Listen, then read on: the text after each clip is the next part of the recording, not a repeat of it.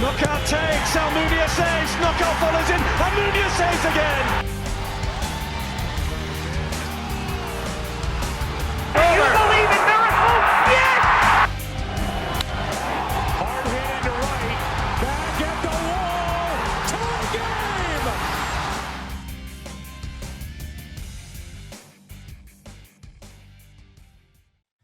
Good evening and welcome to episode 2 of Around the World Sports. My name is Aaron Shellen, and tonight I am joined by the former general manager of sport information and baseball operation for the DuPage Pistol Shrimp, Sam Viebrock. Sam, thanks for joining me tonight. Aaron, it's truly a pleasure. Thank you for having me.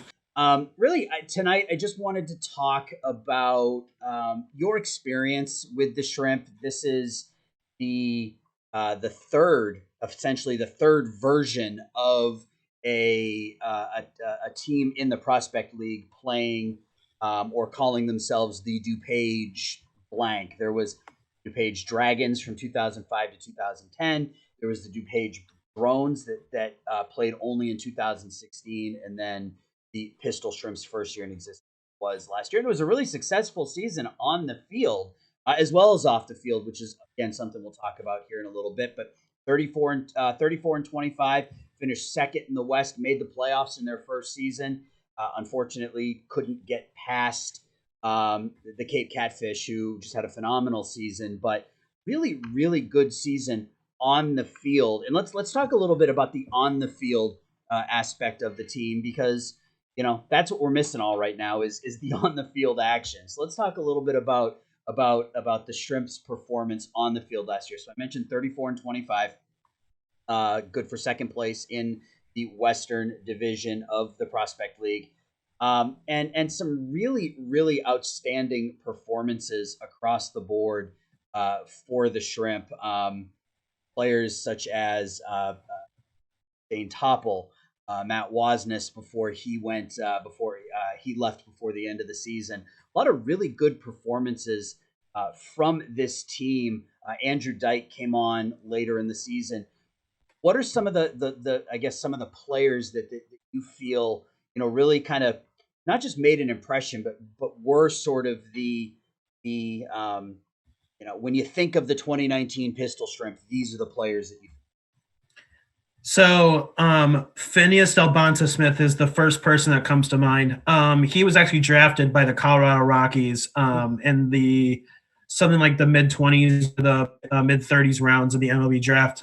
He ended up getting to Single A this past season. Another person who comes to mind is, like you said, Dane Topple. He was the kind of the heart and soul of the team when it came to didn't have the hitting prowess. He didn't really have the defensive prowess, but the sportsmanship and the gamesmanship prowess that he did. Another guy was Paul Kunst. Paul Kunst was a kind of a fifth-year senior out of San Diego. He played shortstop a lot for us, and he played really well. Another guy that you mentioned is Andrew Dyke. Came on late in the season, a University of Illinois product. He was very good. Stephen Hamer, again, is a pitcher from North Central. North Central has strong reputation for being the class of the CCIW, the College Conference of Illinois and Wisconsin. Mm-hmm. Then you have Logan Schmidt out of Miami of Ohio. He was one of our better pitchers down the stretch.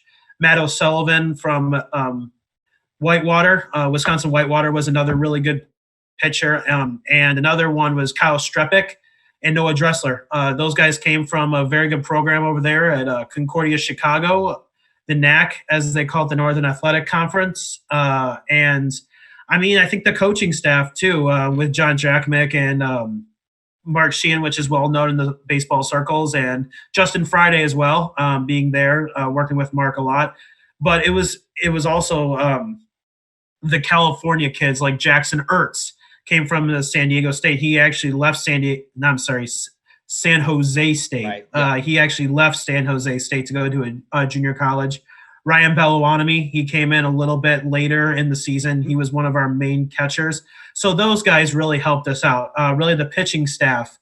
And then our guys in the middle with Jonathan Hodo, a Benedictine kid, and a lot of different pieces.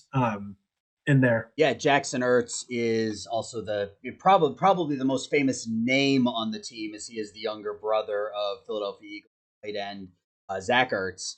But yeah, I mean, there were that was one of the great things about watching the Shrimp last year is that up and down the lineup, you never knew kind of where that production was going to come from. You never knew who was going to lead the team.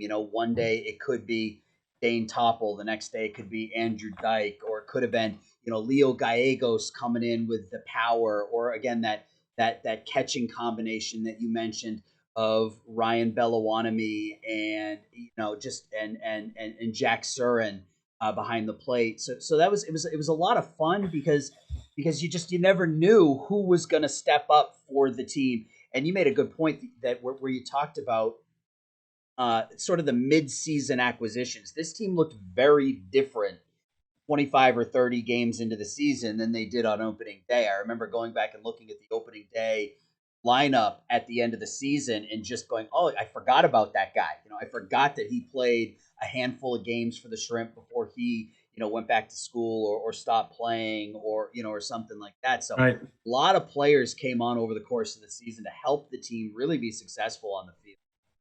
Yeah, Mike Macknick and Waynerowski were some of the temporary players that really made an impact on the team. Another guy that I completely forgot is Adam Lopez. Adam Lopez came on a little late. He's from San Diego as well. Jack Surin, I completely forgot about him. He was a huge part of the team. And Leo Gallegos coming from Southwestern Oklahoma. Yep. It's an NAIA team, but he brought the power to the team. He was very, very instrumental in getting us to the playoffs down the stretch, defeating Lafayette and Danville, which we played 20,000 times. And so. Yeah, Adam. You mentioned Adam Lopez last year hit over 300 for the team, had 16 runs knocked in 20 games. So he really provided impact in the middle of the Shrimp lineup down the stretch, because that's at the beginning of the season. That's where the Shrimp struggled was offensively. You could tell that they had some good arms. Jackson Ertz has got an incredibly live arm. He's big, he's strong, but they struggled offensively. At least they struggled. They were a team that wasn't necessarily going to beat themselves. A bunch of really good eyes on the team, players who were really patient at the plate, but weren't going to kill you with the bat initially. So it required a lot of long innings, players having to take walks and that sort of thing. And once some of these players came over in midseason, the second half of the season for the Shrimp was really where they made their push to get to the postseason. Yeah, I'm going to tell you right now, when we lost to Normal, I don't know what the exact score was, like 18-3 on opening day, and then we came back and beat them the second day. I remember that second day was a doubleheader day, and I had to organize my team, and then John had to organize his team on the field. But it was when we played that second game and everyone got familiar and was wearing these hats. Yep. And that's right. The first game of the season, you guys didn't even have your uniforms. No, we did not. We actually were wearing dry fit Pistol Shrimp shirts with numbers. Right. T-shirts. I forgot about that. Yeah, ironed on the back by Mark Sheehan's wife. So there were issues with imports coming in from China, right? Isn't that what was going on? Right. And we didn't have enough baseballs either to start the year. Right. Yep. That's right. You guys were really shorthanded. Yeah, on and off the field with the baseballs. Yeah, it's funny. I mean, you can't picture something like that happening in the pro game or even at your higher level minor leagues, but this is what you get in lower level minor leagues. You never know what sorts of things you're going to have to deal with. So Sam, let's talk a little bit about how you became involved with the Pistol Shrimp last year. Okay, so you're going to laugh at this story, Aaron. I actually found out about the team on a Facebook ad. Okay. And I contacted the info at DuPagePistolShrimp.com, and I was talking to John, and not knowing he was from California, and we set up a phone interview, and we talked a little bit, and he got to like me, and he got to know me about my strengths and weaknesses and what I can bring to the table.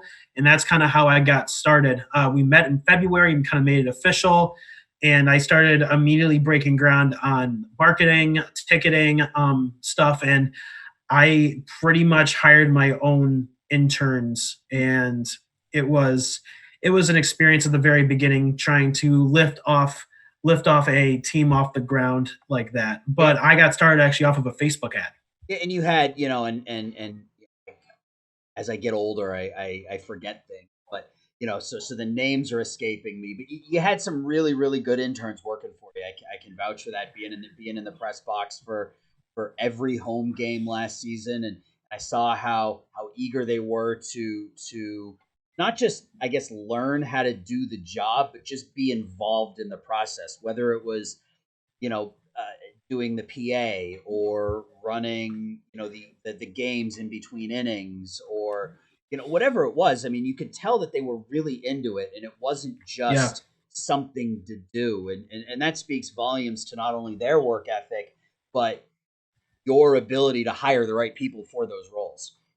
It was hard. I had about 20 to 25 applicants. I'm not going to release anyone's name just to protect Sure. them, Yes. but I had a select few of individuals that were really, really good, and then I had some that were just really, really good. They were all really good kids. I had a lot of fun working with them. It was either sending them to the train station to pick up Paul from the city because he had to work an internship, or having to them go get like some cups for the water. They were willing to do anything, Yep.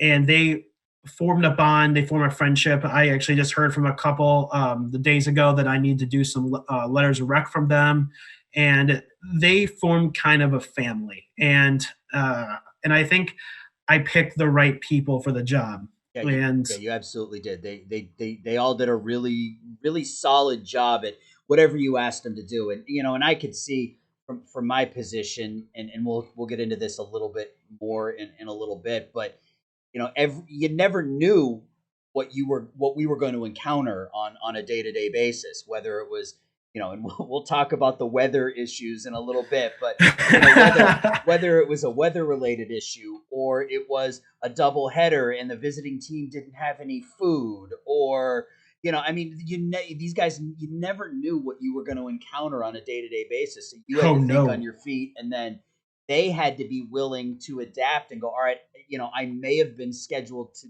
do this today, but I have to go do this to make sure that the game or the series goes off without a hitch. yeah, I originally started with 4 ticket people. Well, I ended with about 2 because I just transitioned them to different roles because I thought they would be good in different roles. Yep. As a leader, you need to realize you need to give people the benefit of the doubt, and you need to give them like ways to try new things. And I had a lot of guys that wanted to be in one position, but I also had a lot of guys that would be willing to do more than one position. Our director of ticketing was an intern from Ohio State. I'm not going to disclose his name, but he was really instrumental in trying to get up the ticketing off. We had a student, a high school student, that was running a lot of the ticketing and merchandise, and he was also the fill-in PA when we needed him. Yep. We had a Bradley kid, that was Bradley University kid, my alma mater, that was running the kids zone.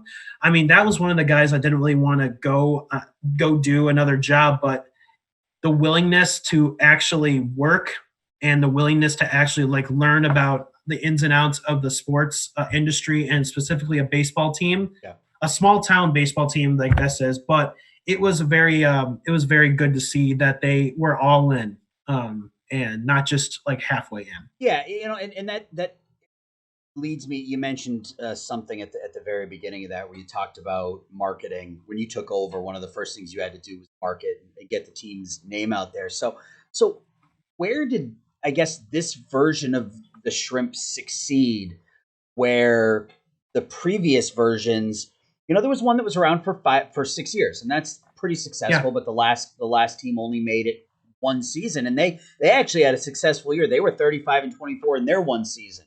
So what was different about this version of the Shrimp? Because I can speak from experience that, I remember at the end of the season, you busting into the press box and saying, we sold every ticket for this game. I mean, I remember the sellouts and how the fan interest really started to increase as the season went on. How did you Yeah. guys, what was the difference? So so at the very beginning, me, John, and the A5 marketing crew, John and Thomas, sat down and said, we're not going to be anything like the drones. The drones, I'm not going to knock them, but they didn't spend a ton of money on marketing, and they didn't have an outside firm that helped them. But we did most of our stuff through social media. We also did some of our stuff through pocket schedules and posters, but the pocket schedules and posters were not as effective. It was more, as the social media presence and also the theme nights really made a difference for us. Yeah. The Polish American night, having the pierogi truck, and the polka band, having the Star Wars night, Princess night, military and appreciation night. We had military Yes, appreciation sir. night. Yep. Yes, we're sir. both rocking our camouflage shrimp shirts. Yeah. Yeah, that was we can talk about that later. That was a very stressful process for me as well. And I mean, what set us apart was really our marketing gimmicks, our bubble balls on the field, our interns. But our goal was not to be the sports team on the field. It was supposed to be an entertainment source. Sure. And we're a source of entertainment. I don't mean to interrupt, but that's a great point. And that's minor league baseball in general is known for their entertainment value. They're known for bringing families in and making it a family friendly atmosphere. It's not always just about the game. I remember 2 summers ago, I took my family to go see Cougars. And I have 2 little boys. They're 7 and 4 now. So at the time they were 6 and 3 or 5 and 2.5 or something. So they were young. And to this day, you know what they remember about that game? They don't remember anything about the game. They remember the mascots. Ozzy, yeah.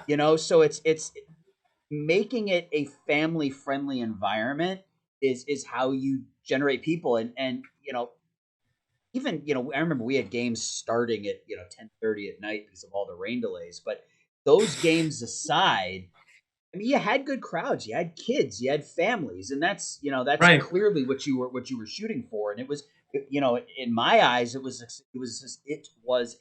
success. Yeah, I mean, the financials can say something differently, but I think entertainment with the entertainment factor with the bubble balls, and also we had a bounce house, and I'm being told this year we're going to have like a cornhole and stuff like that. We had a lot of different things. We had bubble ball in the field, like I said. We had a toilet race. No one's ever seen before with the toilets, races, yep. Which was really tough to get it off the ground. And we also had beer batter too. I can talk about that just a tad bit later. The beer batter was hugely successful. Yeah, absolutely. I guess I can talk a little bit about the beer batter. The beer batter was a huge success. So with my student interns, we grabbed someone from the fans before the game, and we laid nine things of wood on the ground with a number, and it's the number in the batting order. If the opposing team strikes out, you get $1 drafts for the rest of the inning. And I remember probably at least a little over 60% of the home games, we had the beer batter at least once. I think one time we had four beer batters because that guy struck out 4 times, and the concession stand was coming to me and saying, "You gotta stop! You gotta stop this beer batter, man."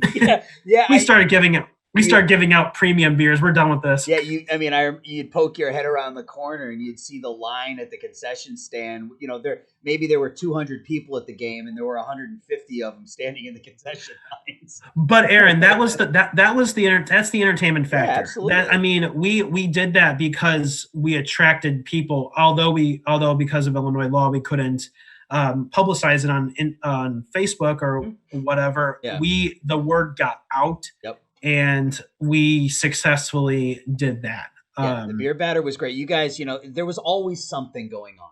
Even if there wasn't a themed night, there was always something going on before the game, during the game, to help keep people entertained. Because let's face it, I mean, baseball games take a long time, and my kids are no exception.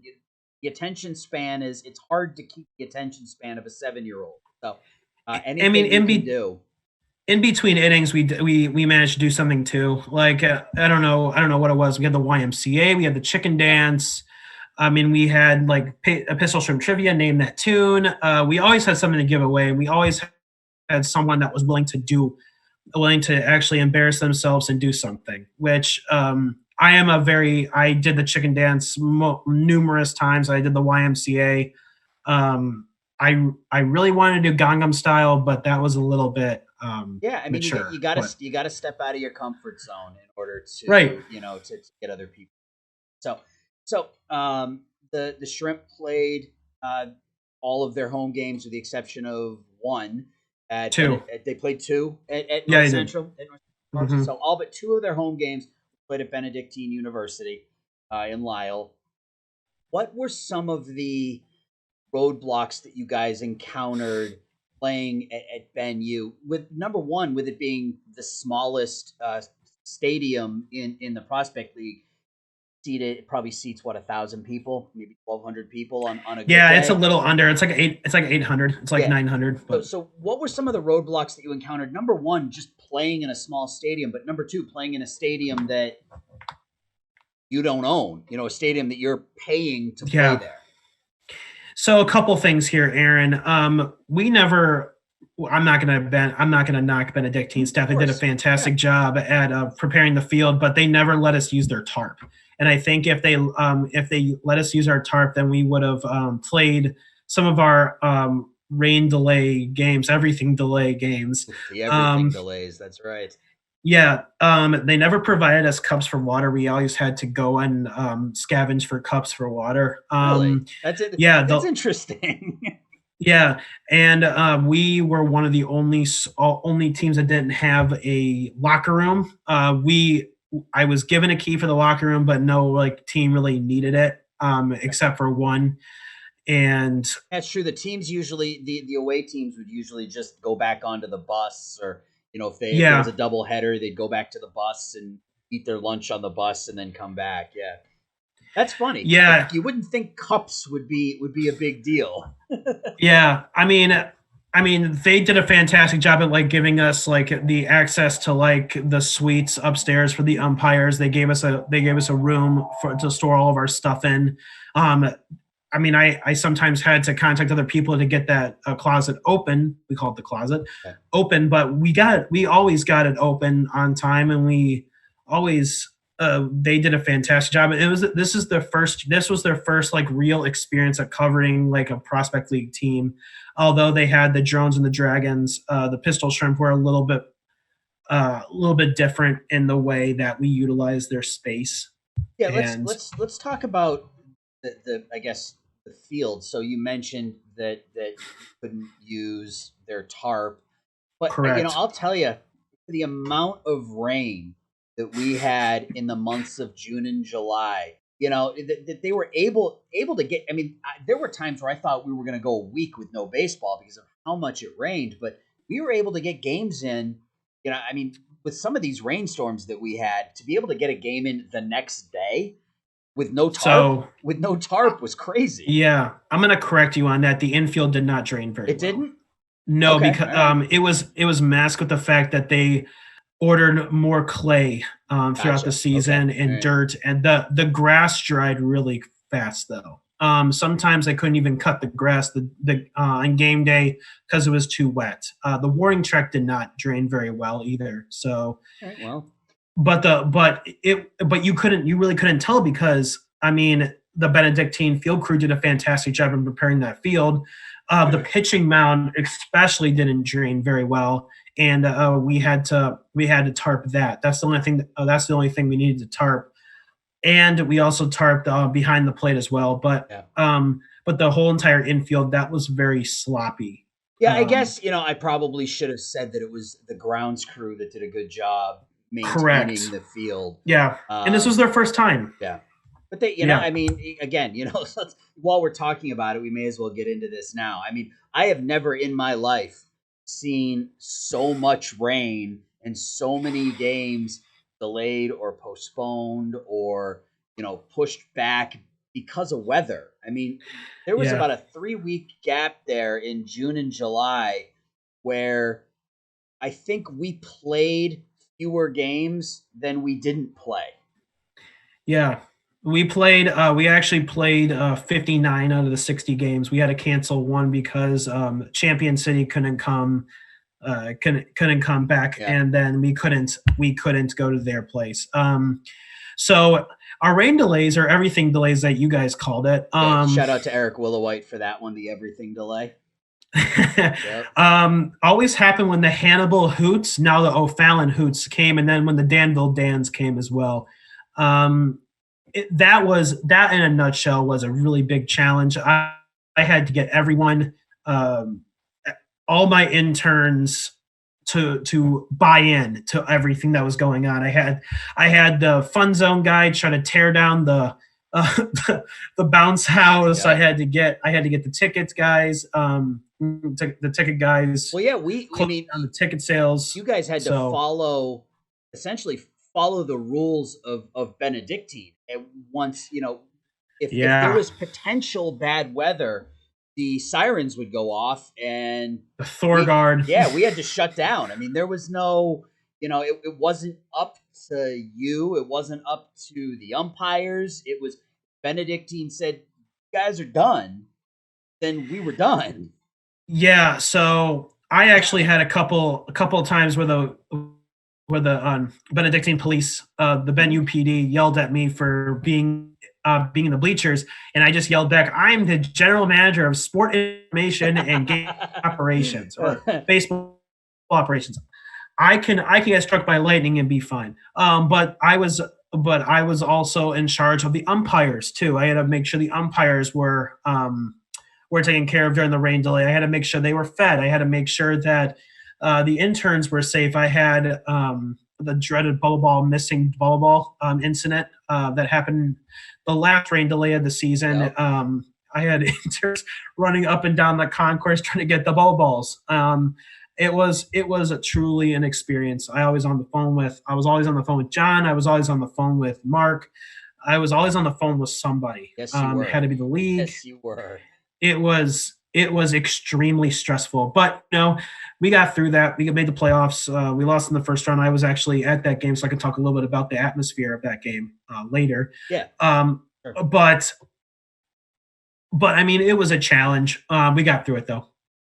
So what didn't you know that you would have to do as being a GM? You know what I mean? Because I think we all sort of have it in our mind, like what a general manager does or what an assistant general manager does. What were some of the things you had to do that you had no idea that you were going to have to do until you were doing it?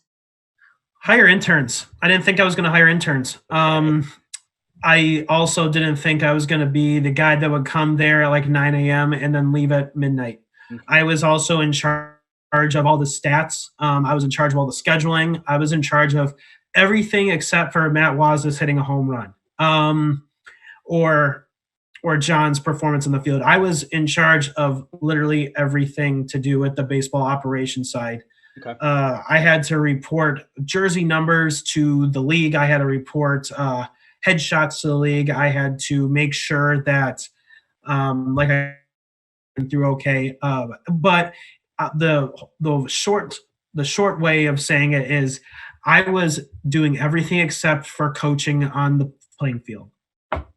What was and I've got mine, but what was your best memory on the field of the Shrimp last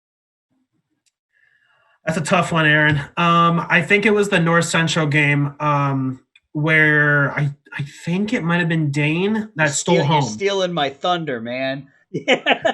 But also Dane Topple, yeah. It was Dane Topple, yeah. Also, when Southclaw was introduced, that was pretty cool. That was a rain shortened game, mm-hmm. But also the last game of the season where everyone was we sold out of the bleacher seats. We sold out of a lot of the terrace seats. We I think hit 700 or 800 people at that game, and the rush of having 700 to 800 people at your last game, and now everyone's looking forward to the next season was extremely it felt good. It felt good to me because I did a lot of the stuff also.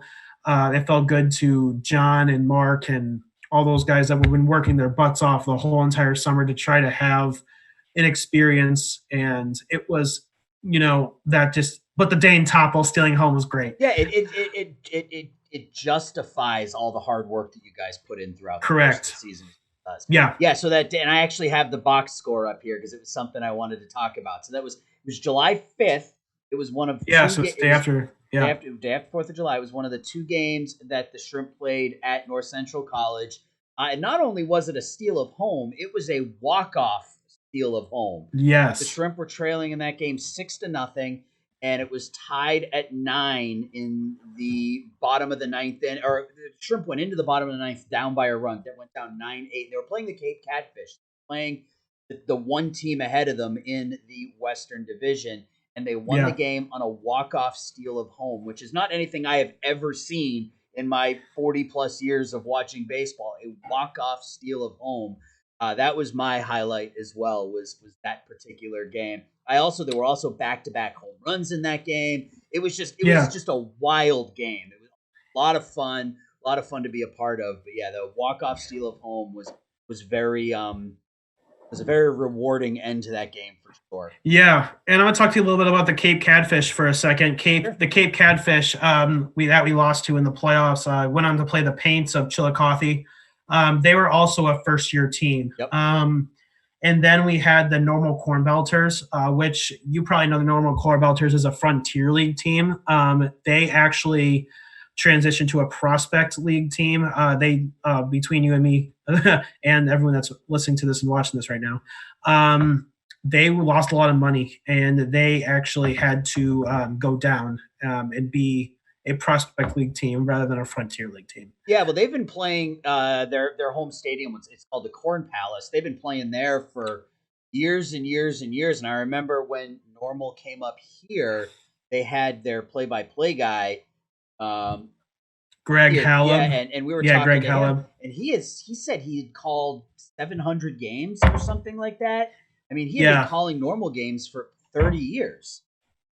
I actually went down to the Corn Crib for a game, and I think we lost that. We won that game, but that was a really fun atmosphere, and I actually learned a lot from watching and observing the crowds at that game. I actually learned a lot about my marketing strategies from watching other teams do it. I had some connections with a couple of different teams in the Major League Baseball and also in minor league baseball as well. And also I also had some contacts up in the Northwoods League, but I learned some of those stuff from the Normal Corn Belters. I'm gonna admit it. I didn't steal a ton from them, but I saw what worked and what didn't work. Sure. Yeah. I mean, especially coming into this for the first year. I mean, whether it's your first year or your 10th, I mean, you're always learning. And any smart businessman or, anybody who is trying to, like me, for example, I've started doing play-by-play and commentary, and my goal is to do that full time. But I shamelessly steal things from other people because that's what we do. You take something that works for somebody else and you try to make it work for yourself. And there's nothing wrong with that. I mean, if it's, obviously you get into the whole, if it's a copyright thing, then you have to give credit where credit's due. But, I watch the way people do things. I watch the way, the other people that I work with, on air, I watch the way that they prepare, and I watch the way that they prep for some of their games, and I steal that from them. I've asked people, can I have that, template so that I can use it for myself? Learning from others is, you have to learn from others because there's so much to know. You can't just figure it out on the run. You gotta watch. You gotta look at other people, how the successful people do things. Especially being a sports information professional like I am. My background's in sports information. I have stolen templates after templates after templates because they've given me permission, but also I can see what they're doing and they're doing something special. And I don't have any shame in doing that. So last question, Shrimp related, before we change topics here a little bit. Sure. So currently you are the assistant SID at North Park University, right? North Park University. Yeah. As of Saturday, I'm actually going to be done because I'm graduating. So Congratulations. appreciate it. So how did your time with the Shrimp help you in that role? That's a really good question, Aaron. I think the sports information side of me, like the stats and the bios and getting to know like these guys, like you remember, we play Benedictine, we play North Central, so I knew those kids from that background. But I think like getting to know people and knowing the connections and knowing the stats and learning how to do the stats really helped me out. I think my detail oriented and personality, and also pretty much, I don't know, outgoing personality really helped me in that. Hiring actually helped me a little bit in that because I actually took a class on talent retention and development. So I had a little bit of a background in hiring and looking for the right people for the job. I had templates from my class that I did with pretty much all the interns. So that was really helpful to go through. But it was mostly like the background of the baseball and like getting to know the people and the connections and the stats and go troubleshooting through that. That really helped me out. Great. So ESPN lately has had a lot of stories and articles written about 90s baseball. They've really been kind of going heavy into the whole 90s, the world of 90s baseball. And there's really no Sure. bigger story when it comes to 1990s baseball than Mark McGwire and Sammy Sosa and the home run chase in 1998. Now, Right. I don't know, and correct me if I'm wrong, but you're probably a little young to remember the actual home run race. Aaron, correct me if I'm wrong. That was 98. Yeah. I was 4 years old. Okay. But the Sammy Sosa, like back in the 90s and the early 2000s, I grew up idolizing the guy. That's actually how I got into baseball, is the Sammy Sosa, Mark McGwire home run chase. Sam, that's actually what my question is. So that's what got you into baseball, and that's right. That was, you were a Sammy Sosa fan, and that drew the fans back, and young Sam was one of those fans that Sammy was able to attract. How is your opinion, or has your opinion of Sammy Sosa changed, not only as you've gotten older, but now that you're actually working in the sports industry and not just a fan? How has your opinion of Sammy and that entire race changed, or has it? I mean, it has a little bit with the steroids, and with him hitting 700 plus home runs. I think a lot of those have to do with the steroid usage, but he was still a phenomenal batter and a phenomenal player for a Cubs team in the 90s that only had like 1 or 2 good years of fame. I mean, he was in the 03 team as well that went to the playoffs and lost. Correct me if I'm wrong. I think that would have been the Bartman year. Was it the Bartman year? Yep. Okay. But I mean, he was one of my idols growing up. One person we didn't mention is Kerry Wood with his 20 strikeout game. Just recently, we celebrated his anniversary of that this year. But I more idolize Kerry Wood rather than Sammy Sosa, because I like the pitching. But the second part of your question is it really changed the way I look at baseball. Like, it really changed the way I think of baseball. It really changed the way that because I had no idea Jose Canseco was on steroids. I didn't know that Barry Bonds was on steroids, and so on and so forth. It kind of changed my opinion on kind of like Roger Clemens getting into the Hall of Fame, Kurt Schilling getting into the Hall of Fame. That era of baseball has really changed my opinion on baseball. How is your overall outlook? Because one of the things they tell us in the press box is no cheering in the press. Can't cheer, even if even if you're a fan of that team. If you're in the press box, you can't cheer. So how have you changed as a sports fan, kind of not just working for a team, but working in the sports industry? How have you changed as a sports fan? I have a little bit better sense of what kind of stuff goes on in the backgrounds. I watch college basketball and I look for the sports information director and see what he actually does. Or oh, that was a foul. That was a foul on him. It really should have supposed to have been on him. Charge versus a block. But in the baseball world, like a hit against an error, an earned run versus an unearned run. Infield fly rule against a non-infield fly rule. That really so you're looking the rules. You're looking at the rules more than the results, so to speak. No, yeah. I am more look, Aaron. I worked for the Pistol Shrimp, but I was more in my position. I believed I should have been impartial. And I look at my college jobs at Northern Illinois, where I got started, and North Park. And I tried to be as impartial as I possibly can, because I'm not necessarily a fan of that school. I work for the school. They're giving me a paycheck, but I have to be impartial and not cheer. One of my greatest moments of North Park was actually this year. Our men's soccer team went to the Sweet 16 for Division III championships, and when our sophomore goaltender Eden Sabovich stopped a last-second penalty kick from the leading scorer of Gustavus Adolphus. I hope I said that one right. I couldn't help but jump up and down the press box and be really happy for these guys.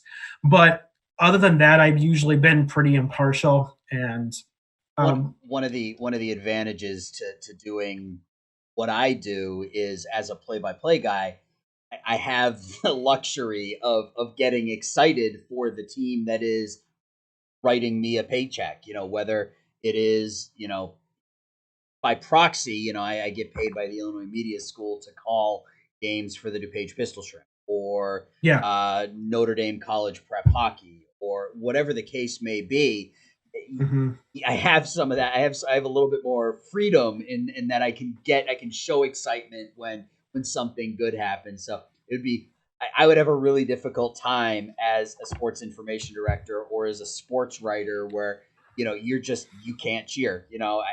I don't know how some of these, long time beat reporters for, their local team, how they're able to separate being a fan with doing their job. That's hard, right? Man. That's got to be hard. So. Yeah.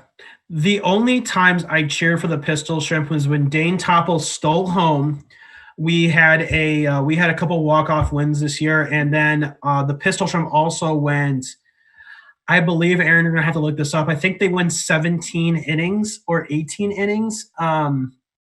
They went really far into extra innings without scoring, and I was like, yes, they scored. Thank God. We can finally go home now. But I think it was 17 innings. So a couple more questions for you, Sam, and then I will let you go here for the night. So obviously the COVID-19 crisis kind of throwing a wrench in everybody's plans as it relates to sports. I don't want to try to overemphasize how important sports is right now. To some people it's still very important. To other people it's not as important. And and however you or anybody kind of dealing with it. That being aside, what do you miss about sports? And when I say that, I don't mean I miss the Cubs, or I had this conversation with somebody the other day. Like, for me, what I miss about sports is that feeling when I wake up in the morning knowing that there's a Red Sox game on that night, or the Bruins are playing that night, or, obviously being from Boston, if it's a Sunday afternoon, I know I'm going to have 3 hours on Sunday where I can just shut off the outside world and I can watch the Patriots, and all is going to be good in the world. And it doesn't matter how bad of a day I had at work. I know once 6 o'clock hits, I'm going to be able to plant myself down on the couch and watch the Red Sox. And I miss that freedom. What do you miss about sports, Sam? So this is a good question, Aaron, because my undergraduate studies at Bradley University, my research was in sport and society. And the healing of sports. And a lot of it has to do with the 9/11 when the 9/11 attacks went off and the Arizona Diamondbacks were playing the Yankees, and when George Bush threw out that first pitch. I remember I was very young. You were, I was older. You were not very young. I was older. You were older. You kind of probably older. meant a little bit, more to you. But that was when George Bush threw out that first pitch, and it was a strike, and he was honoring the fire department and the police department and the first responders over there. It was an escape. And there's no escape right now. I mean, this COVID-19 stuff has really shut everything down and has had a lot of things to do with just like it. I mean, baseball is used for healing. Either if it was the earthquake, the San Francisco Los Angeles earthquake when the Dodgers were playing, San Francisco earthquake, yeah. When the Giants were playing the A's in the World Series in the 80s, or if it was like that 9/11. Or the steroid games or whatever. It always had something to do with sports and healing. And one more thing, and then I'll let you ask your last question. My capstone, my graduate capstone research is actually in COVID-19 and how like leaders make really tough decisions and how to get through the tough decisions with enough ethical and change aspects. So I did a lot of research when it comes to the leaders of the big five sports, and I determined that they have been really tried in the past, and it's really shaped them from how they make the decisions today based on what happened with the COVID-19. Yeah, you make, and that's I've made that point to other people as well, that sports has always been not just for healing, but it's been an escape. It's been a way to heal through sort of a common, I say a common interest, but it's more than that.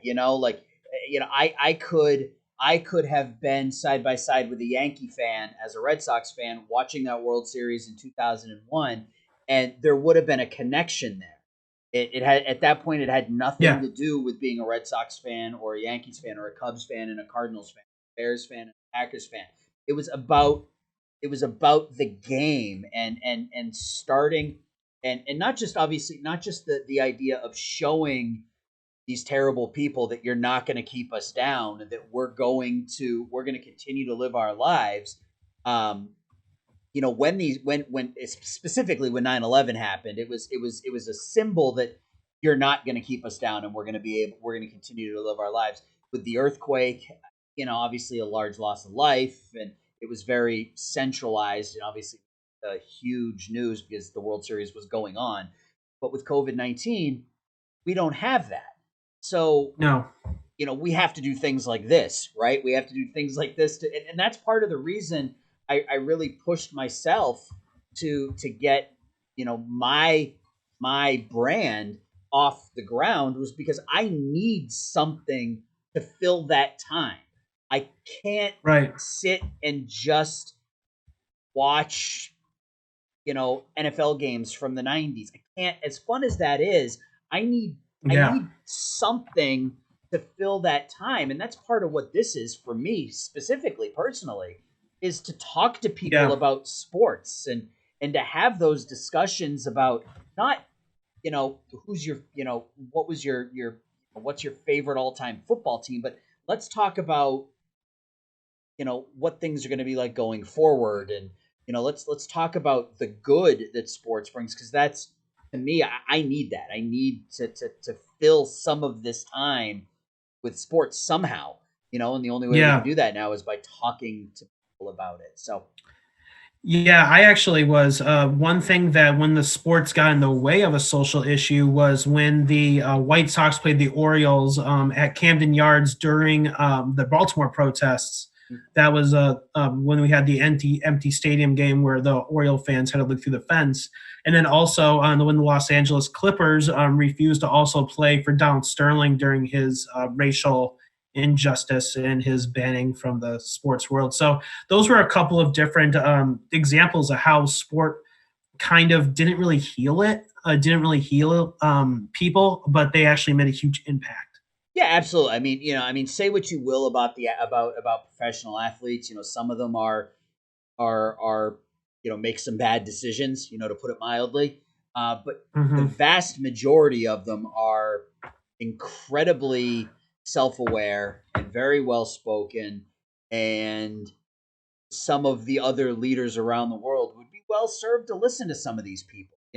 I'm not a Mm-hmm. LeBron James fan on the court. I think he's a flopper. I think he's a whiner. I think he chases the rings. But off the court, LeBron James is a Hall of Fame person. His Oh beliefs and yeah. what he does for underprivileged youth in Ohio. I mean, he opened up a school, and paid for all of these kids not only to go to school, but to go to college when they're done with school. So Penn professional State. athletes, Yeah. yeah, professional athletes for the vast majority of them have the ability to make a real difference and a real impact. So last question I have Yeah. for you, and I want to kind of end this on an upbeat, positive note. So, what is the Sure. strangest habit that you've picked up while in quarantine? Strangest habit I've developed while in quarantine. Just absolutely, I have always been fascinated with college mascots, and like I know like the D1 through D3 and some NAIA and junior colleges mascots, but I also I'm trying to learn all the high school mascots all around the country. I'm in doing the 50 states, and I think that's one of the things. Doing puzzles, reading. Okay. I find myself reading a lot more. I find myself just going for walks and not like just like not driving. It's weird for me not to drive because I Yeah. drive to the city a lot. Yep. But it's learning the college mascots, and I'm doing a lot of different things. Like I'm a chief editor at Inside D3, which is a D3 Division 3 publication that we come out with podcasts on Wednesday. And we write articles about the Division 3 types of players. You want to Stuff like that. You want to plug that? So what was it? It's called Inside D3. Yeah, it's called Inside D3. We're on Facebook, Instagram, Twitter, and our podcast is located on Spotify, Anchor, and Apple iTunes. I do a mascot of the week. This week I did the McDaniel Green Terror, which is McDaniel College is in Baltimore, Maryland. So I had recorded a 2-minute video on what the history of that mascot is. So I mean, I'm keeping busy, but the mascots have been the center of my attention during this godforsaken quarantine. For me, it's been Legos. I've been building Fenway Park out of Legos. So that's been the hobby. It's beating me right now. I've put it aside for about the last week and a half because it's not by Lego, it's by a different company, and some of the pieces are literally the size of like a pinhead, and I'm having a difficult time with it. And then I would say my weirdest habit is my studio is my office, which is a detached garage from my house. So I have to walk from my house up to my office to do this and work. And it's still not warm enough to walk around with just flip-flops. So I have been rocking the socks and flip-flops for the last couple of weeks around the house. And my wife is I get some interesting looks from her, but get some weird looks. Yeah, but course. I don't want to have to deal with taking shoes on and off every time I walk up the stairs, but it's not warm enough to be barefoot up here, so I just socks and flip-flops, man. It's I'm a dad. Cargo shorts, socks and flip-flops. It's where it's at. So and also this quarantine has really gotten us to like look at family and loved ones a little bit better. Absolutely. Like I feel like I don't see I can say it. My fiance Hannah. I was going to say you are engaged. You are recently engaged, so congratulations there as well. Thank you. Actually, 11 days from today would be our 1 anniversary of being engaged. So for you. So Sam, I want to thank you for your time. We're closing in on an hour here, believe it or not. So I want to time flies when you're talking about things you enjoy, right? Yeah. So hopefully we will have a pistol shrimp season this year, and you and I will have the opportunity, because I know you're not working in that same capacity with shrimp, but this Correct. season. But hopefully, you and I will have the opportunity to work together again this year. So once again, I was joined tonight by Sam Viebrock of the Cage Pistol Shrimp. Sam, thank you for your time. I appreciate it. And thanks for watching. Everybody take care. Bye-bye.